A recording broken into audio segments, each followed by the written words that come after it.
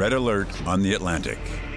Carrier Strike Group 8, a heavily armed naval formation headed by an aircraft carrier, is out on the Atlantic to rehearse a real-case scenario. The purpose of the 4-week maneuver is to practice the tactical interplay between the warships prior to engaging in combat. 3 nations are involved.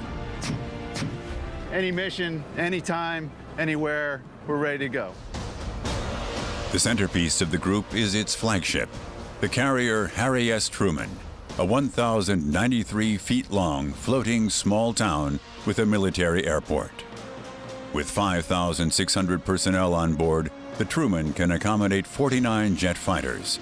During the exercise, its crew will handle several thousand takeoffs and landings. The physical demands are so massive that all those involved always have to push themselves to the very limit. Being out here is definitely stressful. It's a very stress-high environment.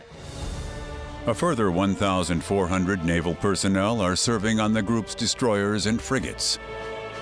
Over the next few weeks, they too will be engaged in the most demanding military exercises.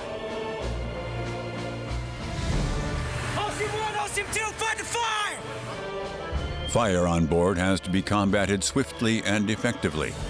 Medical teams have to ensure that those with injuries or burns receive prompt attention. Men overboard, men overboard. And anyone going overboard into the cold waters of the Atlantic has to be rescued with all haste. Far away from the mainland, the warships will fire thousands of rounds of ammunition and launch dozens of rockets. Attacks will be controlled tactically from the group's operation centers. Stress in a confined space in the tough daily routine of life in the Navy. Warning, sir, Warn unidentified approaching aircraft in order to indicate our capacity for action and that of the force. Commander, over and out. To defend peace on the world's oceans, that is the reason why 7,000 sailors, soldiers, and pilots are prepared to endure 4 weeks of torture on the high seas. 4 weeks that will see them grow together to form a powerful carrier group.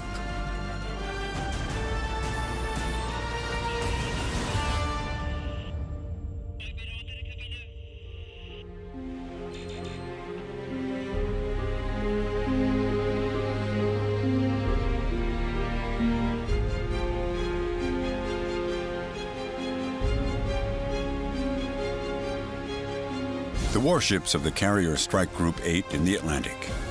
For 2 weeks, the American combat unit around the aircraft carrier USS Harry S. Truman has been on one of the U.S. Navy's toughest military maneuvers. The purpose is to train cooperation between units from 3 nations to make sure they're sufficiently prepared for deployment on a real mission. During the so-called COMP-2X military maneuver, the toughest tests of endurance were on the agenda for the 7,000 forces personnel on board the specialist ships. The unit was constantly under attack, with enemy speedboats, fighter bombers, and warships firing at the strike group from all sides, creating extremely realistic combat scenarios. Cover, cover, cover. Banga, banga, banga. Hit on port side. Firefighter units had to bring the huge blazes on board under control. There were numerous serious casualties. Soldiers who had to be rescued and given medical treatment by the rescue teams.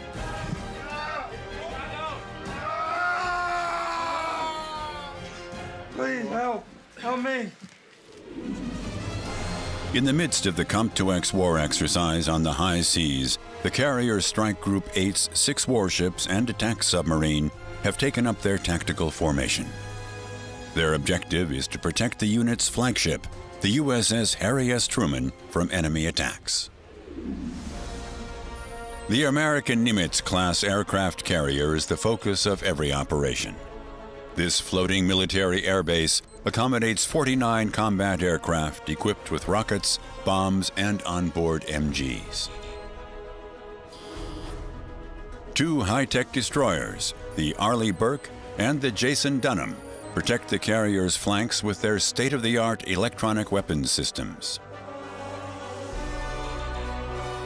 The USS Normandy is an American cruiser of the so-called Ticonderoga class. Her main task is repelling attacks from enemy fighters or rockets.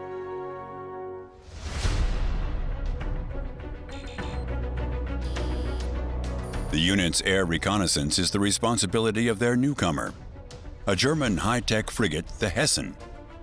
She operates as the strike group's eyes and ears.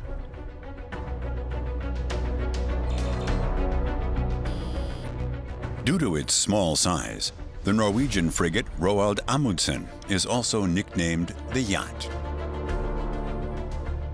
She's an extremely agile vessel, and together with a nuclear-powered Los Angeles-class submarine, she circles the entire strike group to detect and fend off attackers from all sides.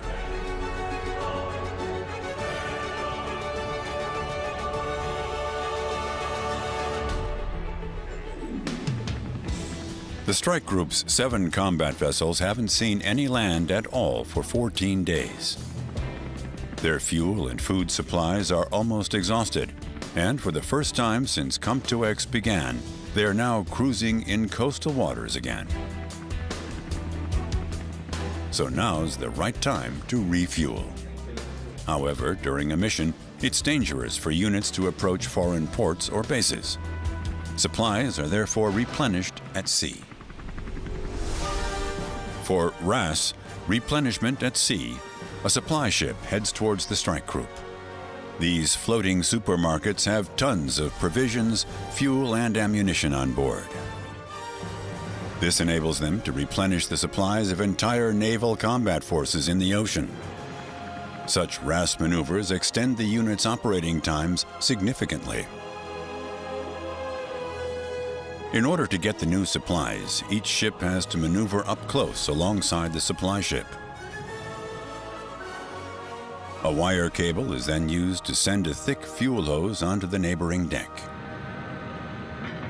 Once the line is docked onto the warship's fuel tank nozzle, some 3,000 gallons of fuel an hour can be pumped into the tank. These floating fuel stations can supply 2 such giant vessels at the same time. It's a very complicated maneuver. The ships have to maintain a certain distance, as well as constantly traveling at the same speed.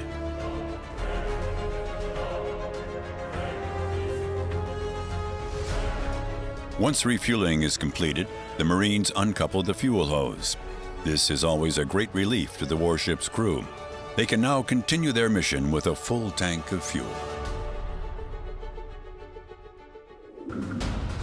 One after another, all Carrier Strike Group 8's vessels will take on new supplies today. And so they form an orderly queue behind the supply ship USNS Arctic. The high-tech frigate Hessen is ready to go. On the bridge, the soldiers set course for the floating supply station. Frigate Captain Oliver Pfennig is tense. The imminent RAS maneuver is an enormous challenge for every one of his 255 crew members. The adverse weather conditions are unlikely to make the operation any easier. On the frigate's bridge, the crew make their preparations for starting the maneuver and head towards the Arctic. The supply corridor in which the process can take place is defined precisely on the digital nautical chart to avoid entering the simulated enemy waters. This is when things get serious for the crew of the German frigate. They note many different factors, such as wind, swell, and tide. From this, they can calculate the required speed and the separation distance they later need to keep from the supply ship. Not an easy task, given the current rough seas.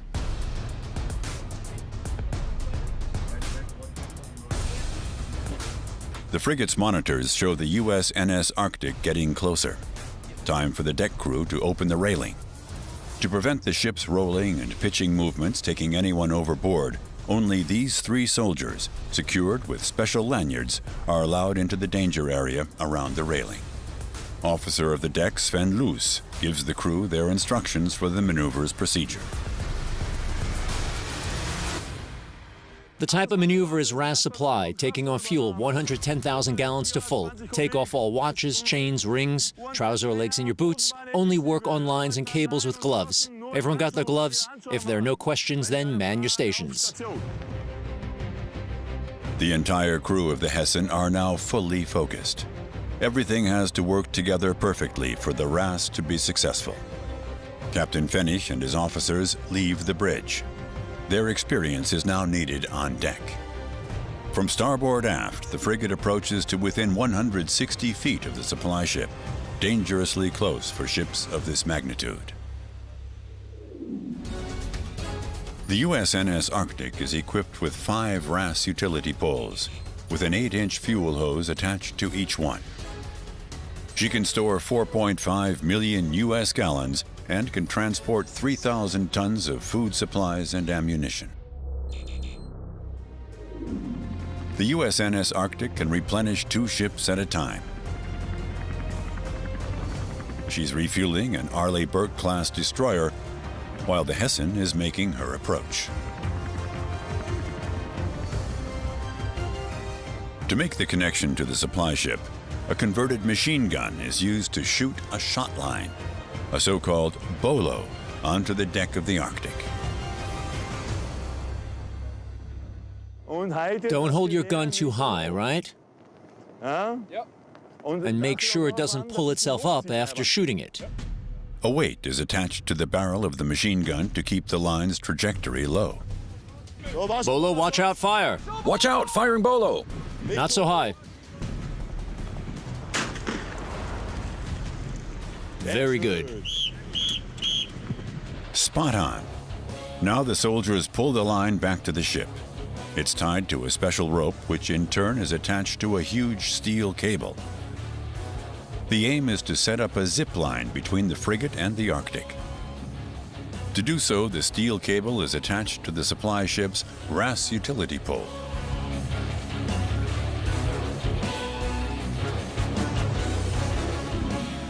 The Hessen also has a so-called RAS utility pole, to which the soldiers attach their end of the steel cable.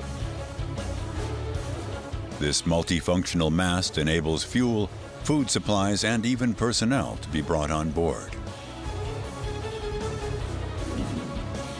A winch pulls the heavy cable across the separation between the 2 ships. Receiving the steel cable is a perilous operation. The soldier has to go right to the edge of the deck and consequently wears a special safety harness. He pulls the cable on board and hooks it onto the frigate's giant tank nozzle. It is then spanned tight between the 2 ships via the utility pole.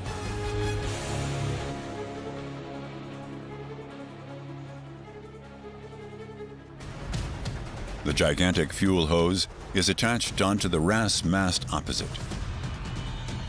Deck Officer Loos gives the go-ahead, then the winch pulls the fuel hose from the Arctic to the frigate, enabling the floating tanker to pump tons of marine diesel into the warship's fuel tanks.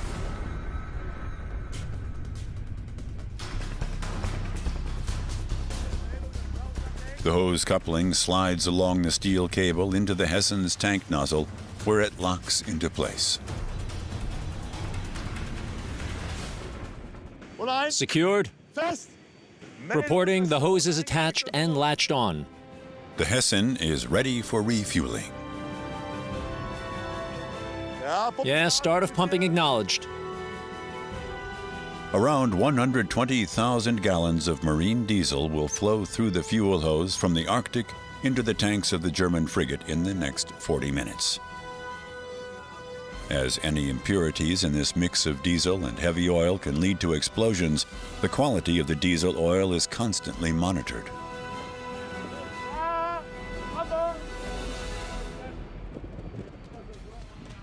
During the process, the soldiers in the control room, some 50 feet below deck, are following the fuel transfer closely on screen. They distribute the fuel evenly among the ship's different storage tanks to prevent the frigate from listing. Down here in the control room, we can monitor the pressure that refueling puts into the ship. And using our various slide controls, we can distribute the fuel into the different bunkers. We have 11 large storage bunkers and can store a maximum of 175,000 US gallons on the vessel. The supplier's crew is now pumping 2,900 US gallons of diesel per minute through the fuel hose. 18,000 gallons are in the ship. Both ships are traveling at precisely the same speed and are an extremely short distance apart. This is very important to prevent the hose from breaking, but it also involves a great risk. If the ships get too close, the flow velocity of the water passing between them increases and the water pressure drops. This creates a suction effect, which can pull the two ships together and cause a collision, the so-called Venturi effect. To prevent this happening, full concentration is required of the soldiers on the bridge.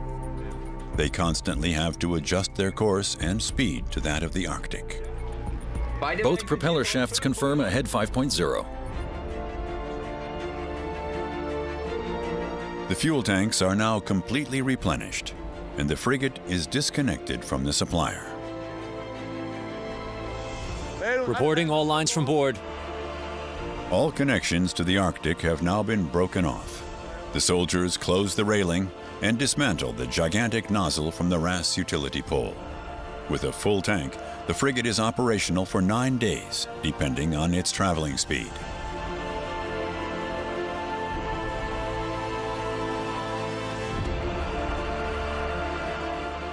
To transfer food supplies to the giant carrier Harry S. Truman, vertical replenishment is used.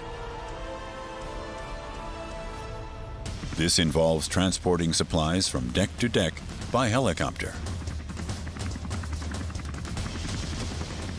The helicopters are equipped with a lifting hook, to which the soldiers attach crates, freight nets, or special weapons.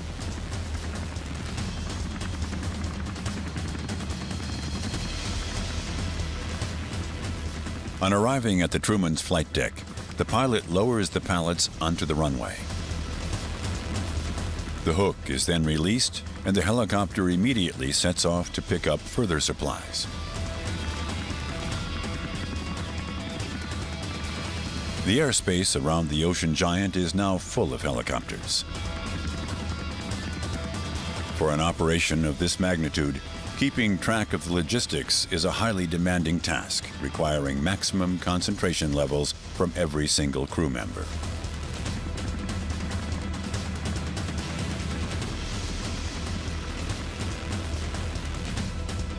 Now the forklifts take over and quickly pick up the pallets to clear the deck for the next delivery.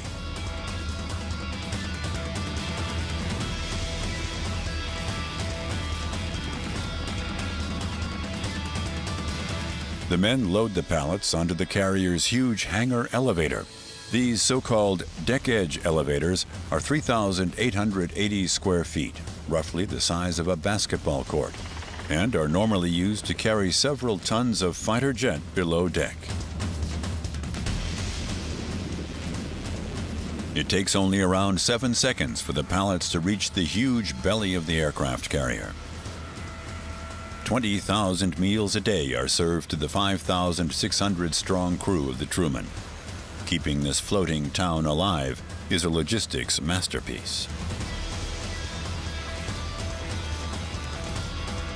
To keep the crew supplied for 90 days, the galley staff need 55,000 pounds of meat, 72,000 loaves of bread, and 150,000 pounds of fruit and vegetables.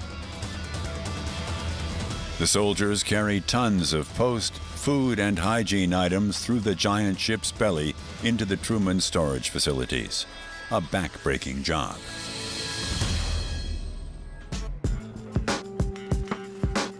But it's worth all the trouble. After the vertical replenishment, the shelves in the carrier's onboard shop are full again. Besides the vitamin-rich food from the ship's galley, this is where the soldiers find the comfort food to get them through their hard shift work. Such muscle-building protein supplements also help the soldiers keep their ruthless daily schedule.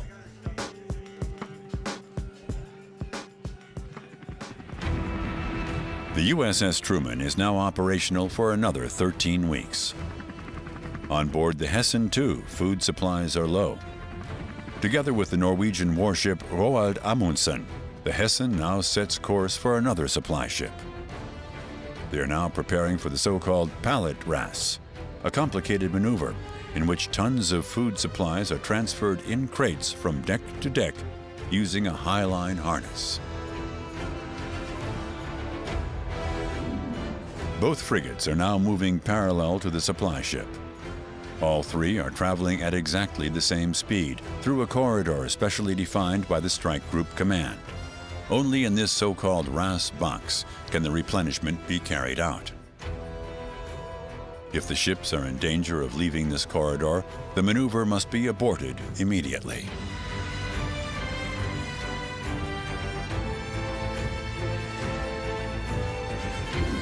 The sea is still rough, difficult conditions for the impending pallet ras. Message to bridge, watch out, bolo shoot. As for the fuel ras, the crew takes a rope on board, and with the huge deck winch, they pull the heavy steel cable across to the frigate's utility pole. A short time later, the deck officer gives a positive report to the bridge. Cable is attached and latched on. The Hessen is ready to take on supplies, but suddenly the supplier sounds the alarm. 5 blasts on the ship's whistle is the command to break all connections immediately. Stand by for emergency breakaway. Hammer, where's the hammer? Bring it over. Ready for emergency breakaway. The special lifting hook can be released by a hammer blow. And slip, and slip. Watch out, slipping.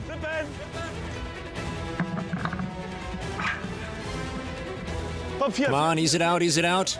Come on. Over here. 13 men are needed to ease out the last line.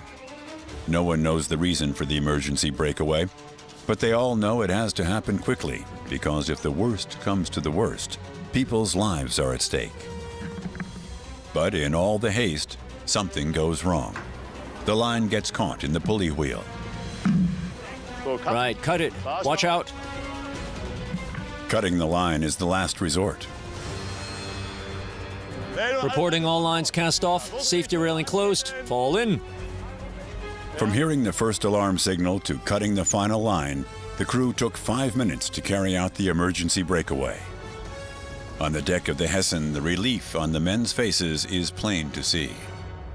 The crew of the Norwegian frigate also successfully managed the complicated breakaway. Both ships now leave the supplier, and a radio message explains why the maneuver had to be aborted.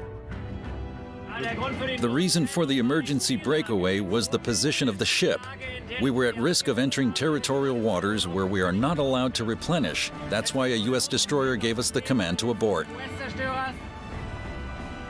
As soon as the ships get too close to the edge of the RAS box, the maneuver must be aborted. In action, the risk of the strike group coming under attack would be too great. Partners from 3 nations are taking part in the COMP2X maneuver. Forming them into a solid operational unit is no easy task. But there are maneuvers of an even greater order of magnitude. The carrier Strike Group 8 is training in the Atlantic. Thousands of miles away in the Pacific between California and Hawaii, the world's largest maritime warfare exercise is taking place, the RIMPAC. The Rim of the Pacific involves 45 warships from 25 nations. Over 20,000 military personnel are on maneuvers here, training joint anti-submarine and tactical air defense operations, strategic naval warfare against marine targets, minesweeping, and landing operations on enemy beaches. A special role here is played by special amphibian assault ships. In their well decks, they carry so-called assault amphibious vehicles, heavily armored military vehicles which are maneuverable both on land and in the water. These floating tanks can bring up to 25 fully armed infantry soldiers to almost any beach in the world. The 29-ton troop transporter runs on tracks and also has 2 additional water jets at the rear.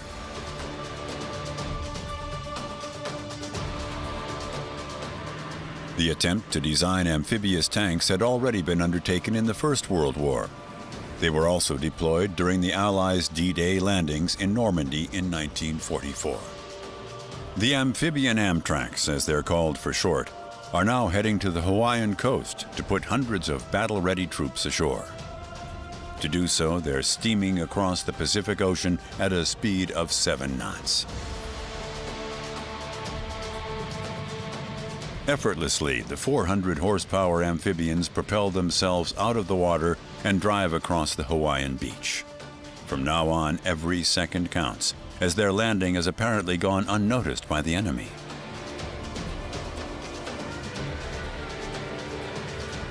Cautiously, the troops leave the protection of their tank.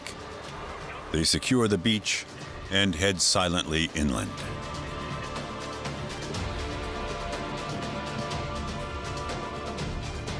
They could be discovered at any moment. In addition to the tension, there's also the heat, insects, and their heavy equipment.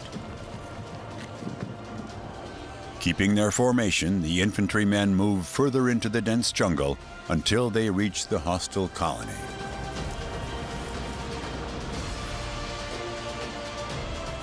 Parallel to this, the Amtraks set off to fetch more soldiers. The amphibian maneuver is often the beginning of a complex battle scenario and is enormously important to the units for training optimal cooperation in action. Including the United States, there are 11 partners working in the amphibious side of this exercise. It's all about relationships, getting to know the people that you're going to work alongside, understanding their capabilities, how they operate, and how best we as a team can integrate and train together. Taking a look at how we conduct business from a ship-to-objective maneuver across the board is what we as an amphibious force are looking to improve in our training and our readiness. Even more high-tech military vehicles are concealed in the bellies of the amphibian assault ships. These LCACs are hovercraft traveling on pressurized air, blown out downwards, that forms a kind of cushion between the craft and the water surface. The LCACs are driven by 4 large propellers and can shoot across the water at speeds of up to 60 miles an hour. The 12,000 horsepower hovercraft transport heavily armed military trucks, ammunition, and combat tanks to the coast. Each hovercraft can carry a maximum load of 75 tons ashore. A soldier navigates the boat over the beach, creating a minor sandstorm. The hovercraft's most effective cargo are these amphibian tanks on wheels, the LAVs. With a crew of 6 infantrymen, these 13-ton reconnaissance vehicles secure the combat zone. Armed to the teeth, they too now launch themselves into the RIMPAC maneuver. The units deploy artillery just as they would in a World War battle. The hovercraft inflates its skirt and is on its way to pick up even more supplies.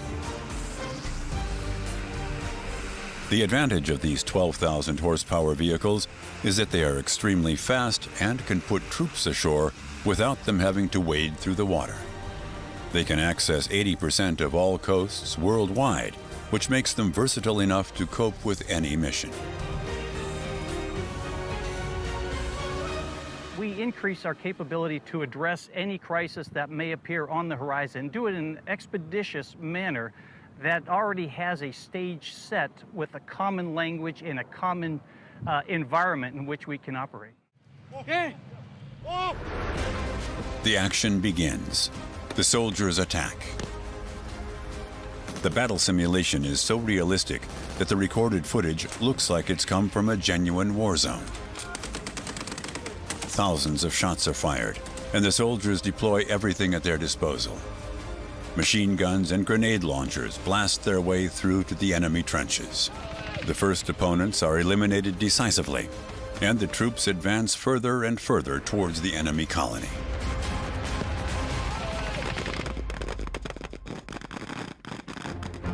From above, this helicopter adds to the force of the attack. Fully armed special forces now upsile down over the battle scene. They storm into the enemy colony, ready for the fierce fight for survival.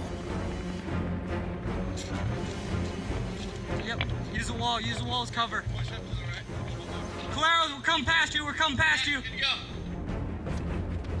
The attackers move from house to house, combing the area in a simulated search for enemy combatants. Everything on this training ground looks deceptively realistic. Right side clear. Hey, check underneath the bed. The scenario is deliberately so authentic to give the RIMPAC troops the feeling of genuine house-to-house combat. Numerous cameras observe the soldiers during the operation. The infantry instructors observe every step on monitors. They can intervene in the mission at any time and set up unexpected obstacles. All the decisions taken in the battle scenario are analyzed together at the end of the maneuver. In the narrow alleyways, the troops are quickly involved in man-to-man combat and hefty gunfights, resulting in numerous serious casualties. Shot in the right arm, shot in the right elbow. Your arm's broken, but your arm's broken. Wounded comrades jeopardize the mission and hinder the troops in combat. They immediately have to be rescued and given emergency treatment. Soldiers are instructed to go to ground in order to incorporate further challenges into the mission.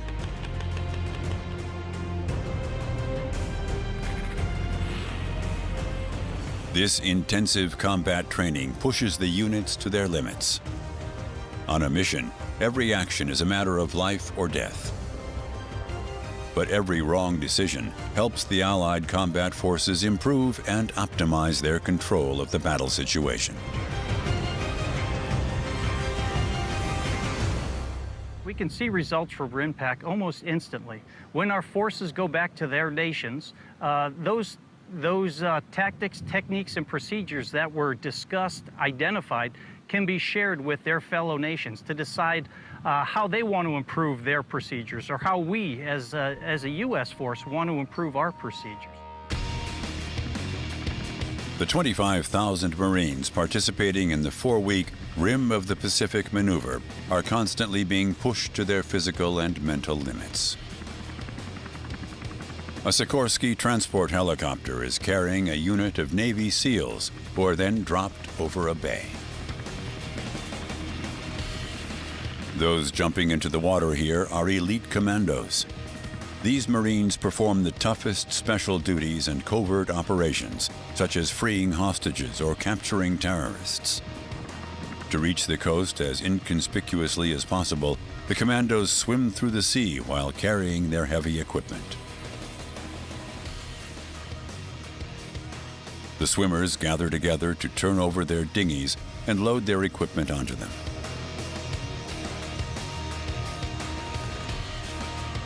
From another Sikorsky helicopter, even more special forces now jump into the water. Those who don't fit in the dinghies are pulled along the side. The aim of the mission is to eliminate the enemy on land as effectively as possible, using the fewest forces.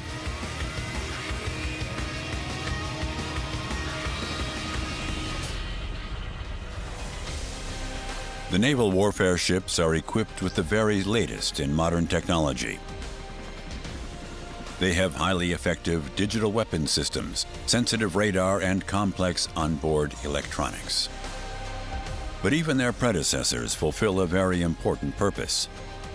In SINKEX, a military ship-sinking exercise, these decommissioned vehicles serve as target ships.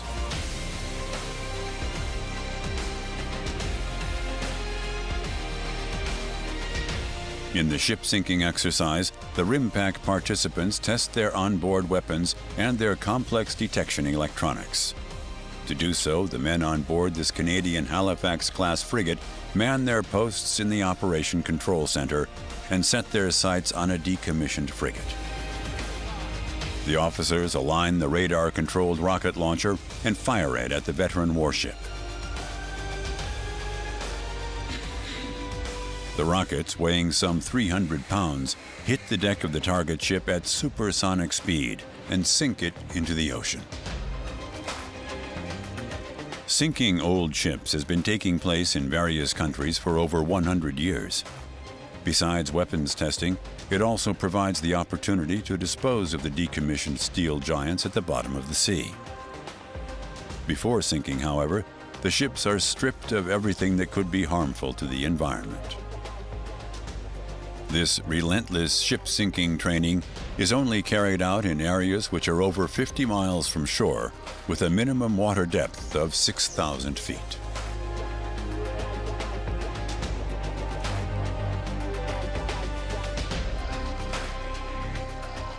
Submarines also take part in the SINKEX off the Hawaiian coast. Their main weapons are torpedoes weighing several tons and highly effective missiles, which are loaded into the launch tubes in the tight spaces at the bow of the nuclear-powered Hunter submarine. The process is extremely complicated. The ordnance enters the launch tube on rails under the supervision of the submarine crew. They fit precisely into the 21 inches of hollow space inside the tubes. A weapons mechanic then unlocks the wings at the end of the missile. It is powered by an internal piston engine supplied with aviation fuel from the lateral fuel tank hose. The Marine applies lubrication to the nozzle to prevent air bubbles forming, as they could betray the Hunter submarine's position. Once the launch chamber is hermetically sealed, the weapons officer reports to the center that the missile is ready for launch. The crew in the operations center take aim at the target ship, digitally transmit the coordinates to the missile, and fire. Carrying some 500 pounds of high explosive, the missile smashes into the deck of the old warship. A total of 5 ultra-modern Hunter submarines are part of the fleet in this largest naval exercise in the world.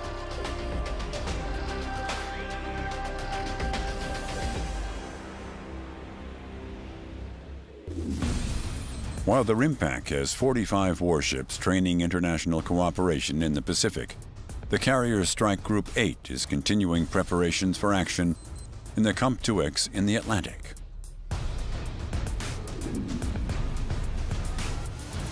Tough tests still lie ahead for the strike force around the gigantic aircraft carrier Harry S. Truman.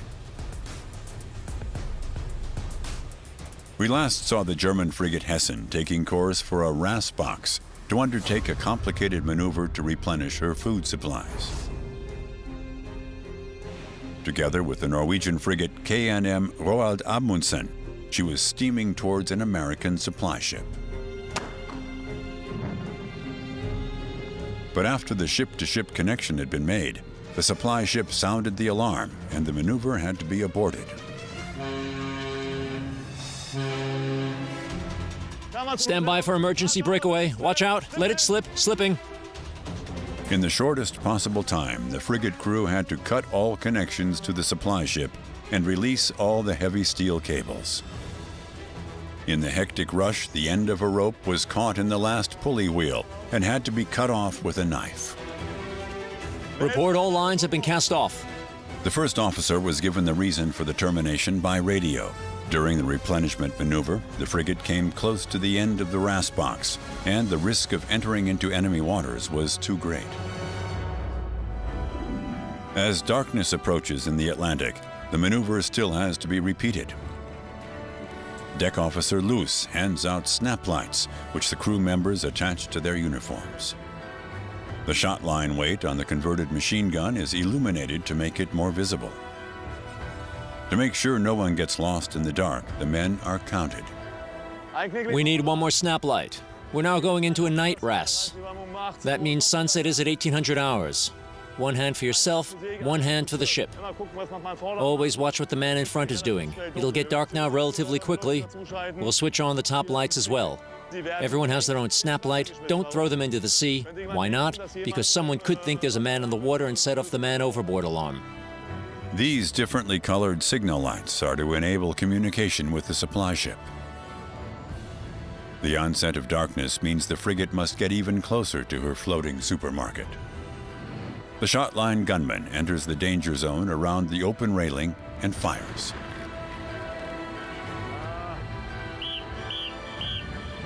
The crewmen use the shot line to bring the cable on board, with which the winch now pulls a high-line harness from the supply ship across to the RAS utility pole on board the Hessen. Using the signal lamps, the soldiers on the Hessen show the supply ship crew the optimum direction and height for pulling the steel cable across. Then the so-called wire high line reaches the deck of the frigate. Message to bridge, wire high line is on deck.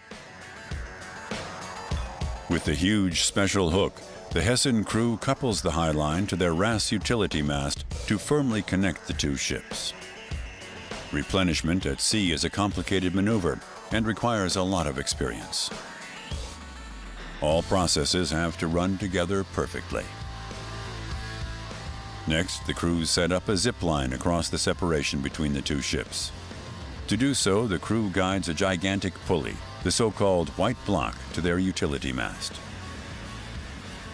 It works like a bicycle chain, enabling the exchange of supplies and equipment in both directions.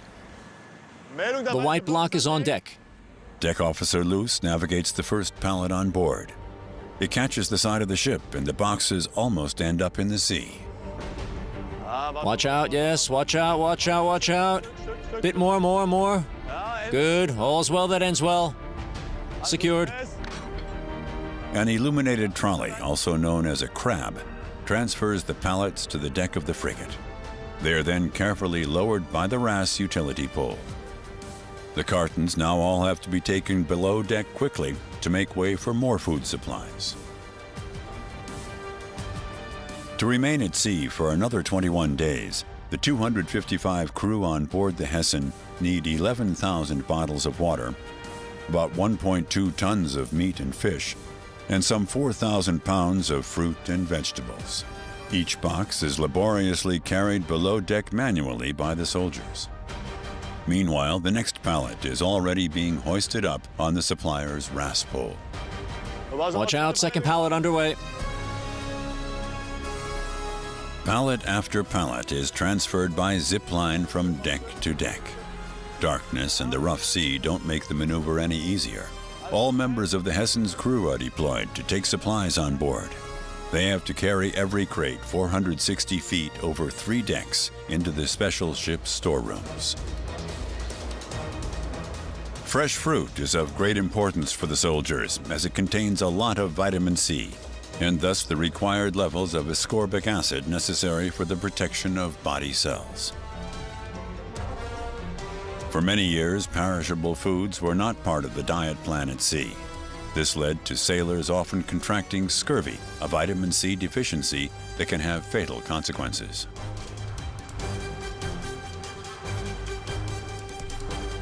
All supplies have finally been transferred, and the trolley is back on board the supplier ship. It takes 3 men to uncouple the huge pulley from the German frigate's RAS utility pole. So, very good. And let go, let go. Reporting the white block is going back and we're fetching the line. A hammer blow releases the steel cable's final special hook, which shoots from board. Then the frigate's crew has successfully completed the night RAS operation.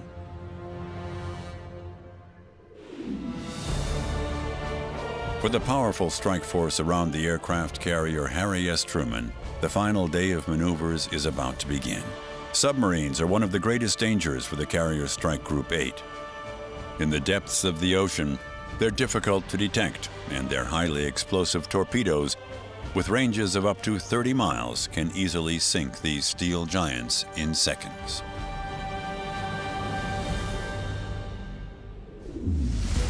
For locating enemy submarines, all strike group warships have sensitive sonar systems installed in their bows. But because their search range is limited, helicopters are also deployed to lower special dipping sonar into the water to extend the search radius.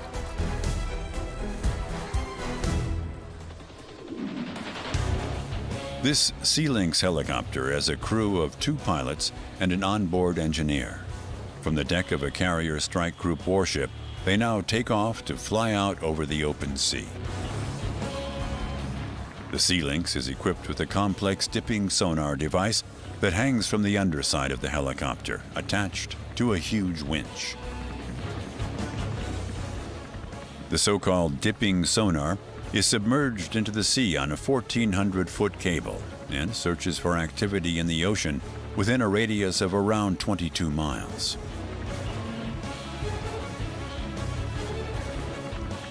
A complex undersea plan is created on the helicopter display, which can then be transmitted by radio directly to the ships in the strike group. The sonar data recorded by the entire unit is displayed on the Operations Center monitors on board the air defense frigate. The results from the helicopter dipping sonar extend the overall searching radius available to the warships. Also der Helikopter, der reported. The helicopter reports the contact it's detected to us internally. Intern an uns weiter. If we detect anything in the water, we can direct our sonar at it, and an echo comes back, which is then shown here on the monitor. The high-pitched tone just now was the echo we're looking for. Once we have the echo, we can definitely say that there's something there in the water. If we now find out that it has course and speed readings that remain constant in keeping with a submarine's behavior, then we can say that there's a submarine down there.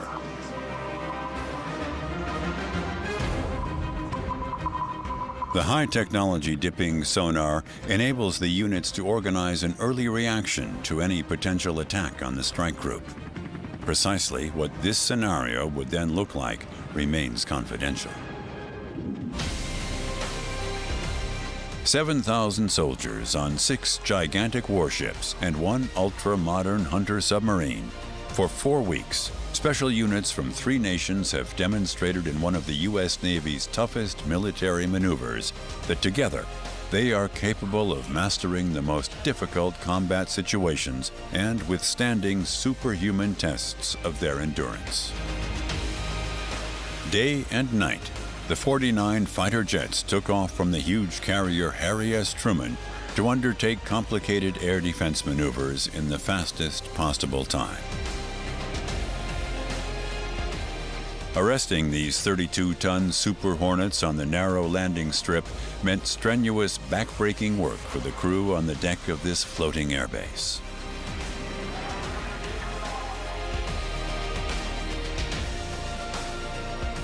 During simulated attacks by enemy fighter bombers and warships, officers in the Operations Center rotated the strike group's fighters and destroyers. All units were on high alert.